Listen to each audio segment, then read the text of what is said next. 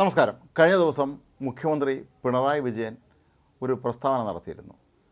ഈ കേരളത്തിൽ എമ്പാടും സ്ത്രീലമ്പടന്മാരെ കൊണ്ട് ജീവിക്കാൻ പറ്റാത്ത അവസ്ഥയാണ് എന്നാണ് അദ്ദേഹം പറഞ്ഞത്. എവിടെ നോക്കിയാലും സ്ത്രീലമ്പടന്മാരാണ് എന്നാണ് അദ്ദേഹം കളിയാക്കി പറഞ്ഞത്. ഇത് പ്രധാനമായി അദ്ദേഹം ലക്ഷ്യമിടുന്നത് ഒരുപക്ഷെ രാഹുൽ മാങ്കൂട്ടത്തിൽ MLA തന്നെയായിരുന്നു എന്ന് നമുക്ക് മനസ്സിലാക്കേണ്ടി വരും, ഈ നിലവിലുള്ള സന്ദർഭം അനുസരിച്ച് നോക്കുമ്പോൾ. പക്ഷേ മുഖ്യമന്ത്രി ഒരു കാര്യം മാത്രം ഓർത്തില്ല. സ്വന്തം പാർട്ടിയിലെ എത്ര നേതാക്കന്മാരുടെ പേരിലാണ് ഈ പറഞ്ഞതുപോലെയുള്ള സ്ത്രീലമ്പടൻ എന്നുള്ള ആരോപണം ഉയർന്നിട്ടുള്ളത്? അവരുടെ ആരുടെയെങ്കിലും പേരിൽ ഒരു നടപടി എടുക്കാൻ മുഖ്യമന്ത്രിക്ക് കഴിഞ്ഞിട്ടുണ്ടോ? മുഖ്യമന്ത്രി ഇത്രയും വലിയ നേതാവ് ആകുന്നതിന് മുമ്പ് പണ്ടത്തെ എത്രയോ നേതാക്കന്മാരാണ് പെണ്ണ് കേസിൽപ്പെട്ടിട്ടുള്ളത്. ഇതിനെക്കുറിച്ച് കൂടുതൽ വിശദാംശങ്ങൾ ഒരുപക്ഷെ അദ്ദേഹത്തിന് അറിയണമെങ്കിൽ M. സുകുമാരൻ്റെ ശേഷക്രിയ എന്ന ഒരു നോവലുണ്ട്. അതിൻ്റെ ആ കോപ്പി കിട്ടുമെങ്കിൽ അത് വായിച്ചു നോക്കിയാലും മതി. അന്നത്തെ പല നേതാക്കന്മാരുടെയും ലീലാവിലാസങ്ങൾ നന്നായി അറിയാൻ കഴിയും. പണ്ടത്തെ കാലത്ത് നേതാക്കന്മാരുടെയൊക്കെ തന്നെ സ്ത്രീലമ്പടത്തത്തിൻ്റെ നൂറ് കഥകൾ അതിൽ വന്നിട്ടുണ്ട്. കമ്മ്യൂണിസ്റ്റ് നേതാക്കൾ പലരും ഒളിവ് ജീവിതം നയിച്ചിരുന്ന കാലത്ത് ഇവർ പലരും കാട്ടിക്കൂട്ടിയതായി പറയപ്പെടുന്ന ഇത്തരത്തിലുള്ള ഈ മുഖ്യമന്ത്രി സൂചിപ്പിച്ചതുപോലുള്ള സ്വഭാവ ദൂഷ്യങ്ങളൊക്കെ പിന്നീട് എത്രയോ നേതാക്കന്മാരുടെ പേരിൽ പാട്ടായി മാറിയതാണ് ഈ നാട്ടിൽ. പക്ഷേ അതിനെക്കുറിച്ചൊന്നും തന്നെ പാർട്ടി പിന്നീട് ഒരു അഭിപ്രായവും പറഞ്ഞിട്ടുമില്ല. മുഖ്യമന്ത്രി ഇപ്പോൾ പ്രധാനമായും കാണുന്നത് തൻ്റെ രാഷ്ട്രീയ എതിരാളികളുടെ സ്ത്രീലമ്പടത്വം മാത്രമാണ്. ഇക്കാര്യത്തിലൊരു സെലക്റ്റീവ് പ്രതികരണമാണ് അദ്ദേഹം നടത്തിയിരിക്കുന്നത് എന്ന് തന്നെ പറയേണ്ടി വരും. രാഹുൽ മാങ്കൂട്ടത്തിൻ്റെ പേരിൽ ഇത്തരത്തിലുള്ള ഒരു കേസ് വന്നു എന്നുള്ള ഈ സാഹചര്യം മുതലെടുത്തുകൊണ്ട് കോൺഗ്രസ്സുകാർ മുഴുവൻ സ്ത്രീലമ്പടന്മാരാണ് എന്ന് കാട്ടാനുള്ള ശ്രമമാണ് അദ്ദേഹം നടത്തിയതെന്ന് നമുക്കിവിടെ പറയേണ്ടി വരും. പക്ഷേ ഒരു പേരിൽ അദ്ദേഹം അങ്ങോട്ട് ചൂടുമ്പോൾ ബാക്കി എല്ലാ പേരിലും മുഖ്യമന്ത്രിയുടെ സ്വന്തം പ്രസ്ഥാനത്തിനാരെയും ചൂണ്ടിയിരിക്കുകയാണ് എന്ന് ആ കാര്യത്തിൽ ആർക്കാണ് തർക്കമുള്ളത്? 2012 മറ്റാണ് ഒരു വലിയ വിവാദമുണ്ടായത്. അത് AKGയുടെ പ്രണയവുമായി ബന്ധപ്പെട്ടായിരുന്നു. AKG സുശീല ഗോപാലിനുമായി പ്രണയത്തിലാവുന്ന കാലഘട്ടത്തെക്കുറിച്ച് ആ വിവാദത്തെക്കുറിച്ചുമൊക്കെ തന്നെ VT ബൽറാം, അന്ന് MLA ആയിരുന്ന VT ബൽറാം ഒരു പോസ്റ്റ് ഇട്ടത് പിന്നെ വലിയ തോതിലുള്ള വിവാദമായി മാറുകയും ഇക്കാര്യം ഒരു പ്രസംഗത്തിൽ സൂചിപ്പിച്ച എഴുത്തുകാരൻ സക്കറിയയെ CPM പ്രവർത്തകർ കയ്യേറ്റം ചെയ്യുന്ന അവസ്ഥയിലുമൊക്കെ അന്ന് എത്തിച്ചേർന്നിരുന്നു. AKG ഒളിവ് ജീവിതത്തിൻ്റെ ഭാഗമായിട്ടാണ് സുശീല ഗോപാലിൻ്റെ വീട്ടിൽ ചിരപ്പഞ്ചിറ തറവാടിൽ, ആലപ്പുഴയുടെ പ്രശസ്തമായ തറവാടാണ്. ഇവിടെ ഒളിവിൽ ഇരുന്ന കാലത്താണ് സുശീല ഗോപാലിനെ പരിചയപ്പെടുന്നത്. പിന്നീട് അവർ പ്രണയത്തിലാവുകയും വിവാഹിതരാകുക തന്നെ ചെയ്തു. വിവാഹം കഴിക്കുമ്പോൾ സുശീല ഗോപാലിന് 22 വയസ്സും AKGക്ക് 48 വയസ്സുമായിരുന്നു പ്രായം. ഇതിനെക്കുറിച്ച് പിന്നീട് വന്ന ചില ലേഖനങ്ങളിലൊക്കെ തന്നെ 10 വർഷം നീണ്ടു നിന്ന പ്രണയത്തിന് ശേഷമാണ് ഇവർ വിവാഹം കഴിച്ചത് എന്നാണ് രേഖപ്പെടുത്തിയിട്ടുണ്ടായിരുന്നത്. ഇതിനെയാണ് VT ബൽറാം ചോദ്യം ചെയ്തത്. അങ്ങനെയാണെങ്കിൽ ഈ ഇവർ പ്രണയം ആരംഭിക്കുമ്പോൾ സുശീല ഗോപാലൻ തീരെ മൈനറായിരുന്നല്ലോ. അപ്പോൾ അത്രയും മൈനറായ ഒരു പെൺകുട്ടിയോടാണോ ഈ മുതിർന്ന നേതാവ്, അതും ഭാര്യയും ഒക്കെ ഉണ്ടായിരുന്ന, ആദ്യ ഭാര്യ ഉണ്ടായിരുന്ന വ്യക്തി ഇത്തരത്തിൽ പെരുമാറി എന്നുള്ള ചോദ്യമാണ് അന്ന് VT ബൽറാം ഉയർത്തിയത്. ഇതിന് VT ബൽറാമിന് നേരെ അതിഭീകരമായ തോതിലുള്ള സൈബർ ആക്രമണം നടന്നിരുന്നു.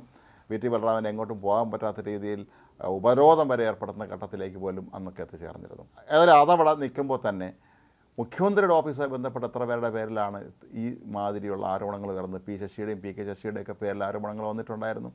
മുഖ്യമന്ത്രിയുടെ സെക്രട്ടറിയായ CM രവീന്ദ്രനെക്കുറിച്ച് സ്വപ്ന സുരേഷ് ചില വെളിപ്പെടുത്തലുകൾ നടത്തിയിരുന്നു. മുഖ്യമന്ത്രിയുടെ ഓഫീസിൽ തന്നെ ഉണ്ടായിരുന്ന M. ശിവശങ്കറിൻ്റെ അവസ്ഥ നമുക്ക് നന്നായിട്ട് അറിയാം. അതുപോലെ തന്നെയാണ് ഒന്നാം പിണറായി മന്ത്രിസഭയുടെ കാലത്ത് സ്പീക്കറായിരുന്ന ശ്രീരാമകൃഷ്ണനുമായി ബന്ധപ്പെട്ട് സ്വപ്ന സുരേഷ് പുറത്തുവിട്ട വിവരങ്ങളും ചിത്രങ്ങളുമൊക്കെ നമ്മൾ കണ്ടതാണ്. ഇതൊക്കെ തന്നെ സൂചിപ്പിക്കുന്നത് എന്താണ്? ഇവർ മുഴുവൻ സദാചാരികളായിരുന്നു എന്നാണോ നമ്മൾ മനസ്സിലാക്കേണ്ടത്? മുഖ്യമന്ത്രി ഈ മറ്റ് നേതാക്കന്മാർക്ക് അല്ലെങ്കിൽ തങ്ങളുടെ എതിരാളികൾക്ക് നേരെ ആരോപണങ്ങളും ഇത്തരത്തിലുള്ള കളിയാക്കലുകളൊക്കെ നടത്താൻ ഇറങ്ങുമ്പോൾ സ്വന്തം കൂടാരത്തിലെ ആളുകളുടെ അവസ്ഥ കൂടി മനസ്സിലാക്കേണ്ടതുണ്ട്. ഏറ്റവും ഒടുവിലായി, ഇപ്പോൾ നമുക്ക് പഴയ ചരിത്രത്തോടെ നിൽക്കട്ടെ, ഏറ്റവും ഒടുവിലായി PT കുഞ്ഞുമുഹമ്മദ് നടത്തിയ ഒരു പീഡന ശ്രമവുമായി ബന്ധപ്പെട്ട് ഇപ്പോൾ കേസെടുത്തിട്ടുണ്ട്. PT കുഞ്ഞുമുഹമ്മദ് നമുക്കറിയാം 2 തവണ CPMൻ്റെ MLA ആയിരുന്ന വ്യക്തിയാണ്. 94 ഒരു ഉപതെരഞ്ഞെടുപ്പിലും പിന്നീട് 96 ഗുരുവായൂർ മണ്ഡലത്തെ കേരള നിയമസഭയിൽ CPM സ്വതന്ത്രനെ അദ്ദേഹം പ്രതിനിധീകരിച്ചിരുന്നു.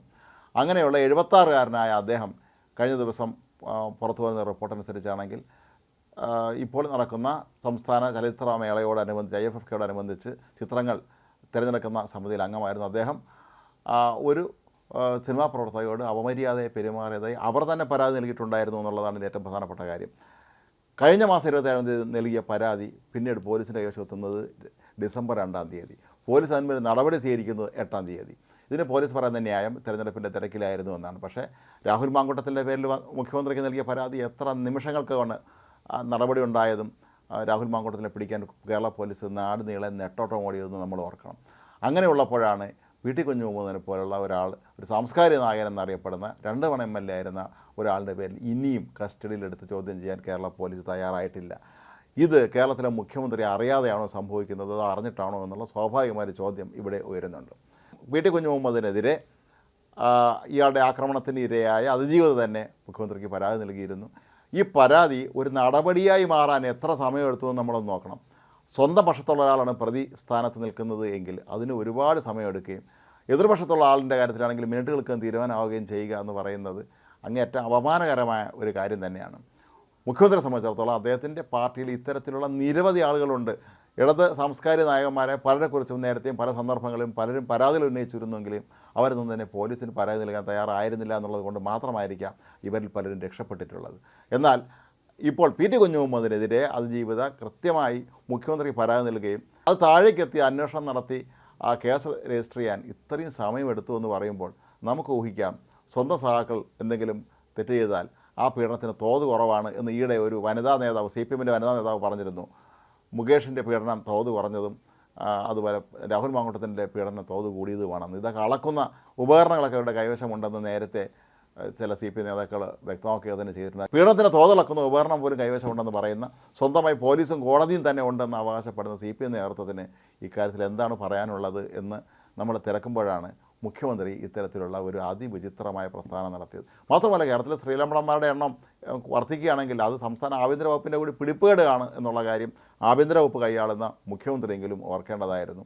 പക്ഷേ അദ്ദേഹം നിരന്തരം പറയുകയാണ് കേരളത്തിലെല്ലാ സ്ത്രീലമ്പടന്മാരിങ്ങനെ അഴിഞ്ഞാടി നടക്കുകയാണ്, എന്ത് ചെയ്യാൻ പറ്റും, നമ്മുടെ സ്ത്രീകൾക്ക് മാനമായി ജീവിക്കാൻ പറ്റുമോ എന്നുള്ളതാണ് മുഖ്യമന്ത്രിയുടെ ചോദ്യത്തിൻ്റെ ആന്തരാർത്ഥം. പക്ഷേ സ്വന്തം പാർട്ടിയിലെ നേതാക്കന്മാർ, അണികൾ നമ്മുടെ നാട്ടിലെ പല സ്ത്രീകളോടും കാട്ടിക്കൂട്ടുന്ന ഇത്തരത്തിലുള്ള വിക്രികളെക്കുറിച്ചുള്ള വാർത്തകൾ അങ്ങനെ പറയുകയാണെങ്കിൽ അതിന് നീണ്ടൊരു പട്ടിക നമ്മൾ കൊടുക്കേണ്ടി വരും. കാരണം കുറേ നാളുകളായി CPM നേതാക്കൾ പല സ്ത്രീകളോട് അമര്യാദയെ പെരുമാറിയതിൻ്റെയൊക്കെ തന്നെ വാർത്തകൾ, ഇവയെല്ലാം കേസുകളായി മാറിയോ എന്നുള്ള കാര്യം മാത്രം നമുക്കറിയില്ല. പക്ഷേ അങ്ങ് AKG മുതൽ ഇങ്ങ് പി ടി കുഞ്ഞുമുഹമ്മദ് വരെ എത്തി നിൽക്കുന്ന ഈ ഒരു നീണ്ട ആരോപണ വിധേയരായ നേതാക്കന്മാർ ഉള്ളപ്പോഴാണ് മുഖ്യമന്ത്രി പുറത്തേക്ക് നോക്കി ഇവിടെ എല്ലാ സ്ത്രീലമ്പടന്മാരാണ്, പ്രത്യേകിച്ച് കോൺഗ്രസ് പാർട്ടിയിലുള്ളവരൊക്കെ തന്നെ സ്ത്രീലമ്പടന്മാരാണെന്ന് ധ്വനിപ്പിക്കുന്ന രീതിയിൽ പേരാരെയും എടുത്ത് പറഞ്ഞില്ലെങ്കിൽ പോലും അത് അങ്ങനെ ഒരു പ്രസ്താവന നടത്തിയത് മുഖ്യമന്ത്രി പറഞ്ഞത് നമ്മൾ ഞെട്ടിപ്പിക്കുന്ന കാര്യമാണ്.